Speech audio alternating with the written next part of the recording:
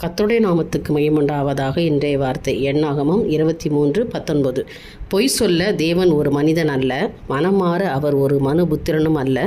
அவர் சொல்லியும் செய்யாதிருப்பாரா? அவர் வசனித்தும் நிறைவேற்றாதிருப்பாரா?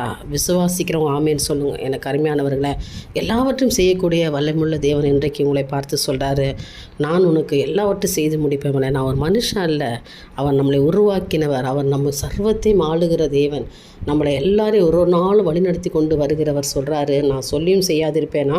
உன் வாழ்க்கையில் உனக்கு நான் செய்கிறேன்னு சொன்னேன், எல்லா அதிசயத்தை அற்புதத்தை செய்வேன், உனக்கு என்னெல்லாம் நான் வாக்கு கொடுத்தேனோ எல்லாம் நிறைவேற்ற காலம்தான் மகளே.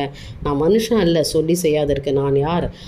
நானே, எனக்கு ஒருவர் நிகரே இல்லை, அவருக்கு நிகர் அவரே. நான் சர்வத்தையும் ஆள்கிற தேவன், அவர் நம்மளை உருவாக்கினவர். ஆனால் அவர் பொய் சொல்ல நான் ஒரு மனுஷன் அல்ல, மனமாற அவர் ஒரு மனுபுத்திரனும் அல்ல. அதனால் அவர் சொல்லியும் செய்யாதிருப்பாரா? உங்களை குறித்து சொல்லி செய்யாமல் இருப்பாரா? எல்லாவற்றையும் செய்து முடிப்பார். எனக்கு இத்தனை வருஷமாக எனக்கு சொல்லி நடக்கலையே நினைக்கிறீங்களா? நிச்சயமாக நடக்கும். அவருடைய வார்த்தைகள் ஒன்றும் வீணாக போகாது, ஒன்றும் மறைந்து போகாது, வசனங்கள் ஒன்றும் பொய்த்து போகாது. கர்த்தர் நிறைவேற்றுவார், உங்கள் குடும்பத்தில் நிறைவேற்றுவார், உங்கள் வாழ்க்கையில் நிறைவேற்றுவார்.